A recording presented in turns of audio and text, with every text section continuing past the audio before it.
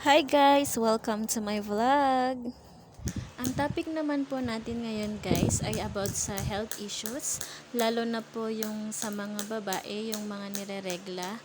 So karamihan po sa mga kababaihan ay sumasakit yung puson o yung tinatawag natin na dysmenorrhea.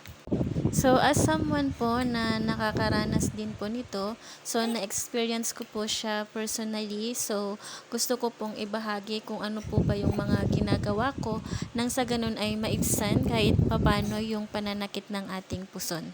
Actually guys, yung pananakit po ng puson nating mga kababaihan tuwing may regla, hindi po talaga siya na-explain po ng mga doktor o ng mga OB natin. So, depende na lamang po kung meron po kayong existing na mga sakit na gaya ng may myoma, adenomyosis with adenomyoma, yung PCOS at saka yung endometriosis. So, yun po, hindi ko po siya isa-isahin na i-explain. So, yun po yung mga ibang reason kung bakit po sumasakit. Pero kung wala po kayong mga ganun at sumasakit siya, hindi po talaga siya ma-explain. So, ang gagawin na lamang po natin, i-share ko po yung mga ginagawa ko or mga experiences ko para try nyo rin po sa inyo kung effective po. Bale, nung una po guys, nung high school po ako, hindi po talaga sumasakit yung puson ko tuwing may regla. Pero nung nasa pagtuntong ko ng college, doon po siya nag-start. So, dati, sa first day lang po siya sumasakit. Pero habang tumatagal din po yung sakit niya. So, inaabot na siya ng from first period to last period. So, yun po. Bale, nung una, hindi po ako nag-take po ng gamot kasi ayoko yung take ng gamot. Hindi po ako yung tao na mahilig po talagang mag-take ng gamot tuwing may sakit. So, tinitis ko lang po talaga siya kasi hindi ko pa talaga alam kung ano po talaga yung gagawin since medyo bata-bata pa po ako noon. And then, nung nagko-work na ako, sinabi ng isang kakilala ko na mag-take ako ng mefenamic. So, yung painkiller. So, effective naman siya nung una, pero ng kalaunan, habang tumatagal nga po, pasakit siya ng pasakit. So, yung painkillers, effective po siya nung una. Pero nung sa next job ko, may nagsabi sa akin na ang gawin ko yung apple cider vinegar. So, nagtry ako. So, every morning, konti lang yung iniinom ko nun kasi hindi ko pa siya trip yung lasa dati. So, yung konti lang, parang sa isang kutsara lang, nilalagay ko sa baso. Pagising ko po ng umaga, yung wala pa pong laman yung aking tiyan, yun po yung iniinom ko. So, daily po yun, na ganun yung ginagawa ko. And then, after nun, nung sumunod na regla ko, 2 buwan na magkasunod, hindi po talaga siya sumakit. So, as in, parang bumalik yung dati na parang regular days lang pag nireregla, wala siyang sakit. So, yung hassle ko lang, yung magpapalit-palit ng napkin, lalo na pag nasa work, yun lang po yung hassle dun.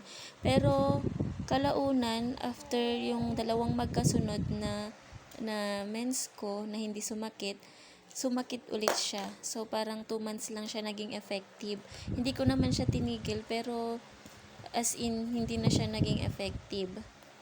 So, yun po. Bale, yun po guys, minsan po yung mga tinitake natin hindi effective kasi biglang hindi siya nagiging effective kasi pwedeng sa sobrang stress po natin, ganun. So, lalo na po kasi yung time na yun is pandemic. So, siguro kulang din ako sa exercise, mga ganun. Kaya, kasi tuwang-tuwa na ako nun nung hindi siya sumakit for 2 months. And then, biglang sumakit ulit. So, yun. So, sobrang stress ko din po kasi nun. Kaya siguro naging ganun. So, paiba-iba naman po yung lifestyle natin. So, try nyo lang po yung mga sinabi ko. So, painkillers. Yung painkillers po, kailangan every 8 hours lang po. And make sure na may laman po yung tiyan ninyo bago po kayo mag-take ng mefenamic. And then, yung apple cider, wala namang masama kung ituloy-tuloy mo kahit hindi siya effective kasi yung apple cider vinegar daw po is marami pong benefit sa ating kalusugan. And then, next po guys is yung pag sobrang sakit na po talaga, ang ginagawa ko, dinidiinan ko po siya sa part na masakit. Parang hinahanap ko yung kung saan masakit, tapos dinidiin ko lang. Tapos pagka naramdaman ko na hindi na siya masakit masyado, doon hindi ko siya binibitawan. Hindi ko siya binibitawan hanggat hindi siya nagiging okay. Kasi mararamdaman mo naman kung matagal mo nang hawak yon, and then mararamdaman mo na parang umokay na, so pwede mo na siyang bitawan. Or minsan pwede mo namang ihanap yung pwesto na kung saan mararamdaman mo na parang magiging okay siya, like tinatas yung paa. Minsan nga timutubad din ako kasi sobrang sakit talaga siya. So kahit patambling-tambling ako, basta kaya pag may regla ako, make sure ko talaga na nasa isang kwarto ako kung saan walang makakaistorbo, kasi ang hirap kasi pag may mga audience dyan, hindi mo alam or mahihiya ka kung paano yung gagawin mong pwesto para maihanap mo yung hindi siya masakit talaga. And lastly po na advice ko based sa experience ko po is iwasan po natin yung mga foods na makaka-trigger or mas lalong magpasakit sa puson po natin. So pwede nyo po siyang i-google since yun naman na yung uso ngayon, Google na lang. So i-search nyo lang kung ano yung mga bawal, like po mga meat na matataba, mga ganun. And meron pa po yung mga milk, mga cheese, or mga dairy products, ganun, bawal po siya. Pero, minsan, pag may sinesearch kasi akong food, parang sinasabi na okay, ganun. Tapos, yung iba, hindi. So, para mas sure po tayo, iwasan na lang po muna natin kung hindi tayo sigurado, para po, hindi po lalong sumakit po yung puson po natin, kasi napakahirap po talaga.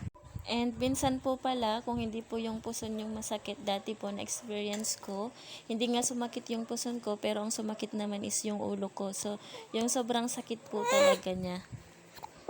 So, ayun lamang po yung mga advice ko po based sa experience ko. And, di ba po sabi rin po nila na hindi naman bawal maligo, mga ganun. Pero ako po kasi, since sobrang sakit po talaga, hindi na rin talaga ako nakakaligo. So, pag huminto po yung sakit, dun pa lamang po talaga ako naghuhugas.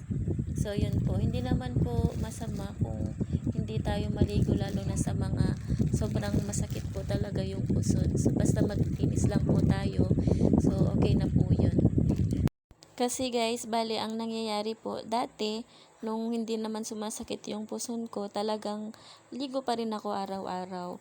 And then, nung sumasakit-sakit na at hindi na rin talaga ako makakalabas, so, hinahayaan ko na lang talaga na hindi ako makaligo. Pag huminto na, maghuhugas lang po ako ng maligamgam po na tubig. Yes po, kasi takot po talaga ako pag sumakit na, kasi baka mamaya sumakit na naman, kaya talagang maligamgam na tubig yung pinanghuhugas ko. So, hindi naman po masama kung sundin po natin yung mga bagay na yun. So, lalo na po sa mga sobrang nakaka-experience na po talaga ng severe na pananakit po ng puson. And pahabol lang po pala guys, so kung talagang nakaka-experience na kayo ng severe na pananakit ng puson, magpa-check up po tayo, kasi baka mamaya may iba na po pala talaga na connected po sa either sa ovary or mattress po natin. So, need po talaga natin magpa-check up na pagka ganun. So, yun po. So, I hope na nagustuhan yung aking video at may natutunan kayo. So, watch out for my next video. Thank you for watching.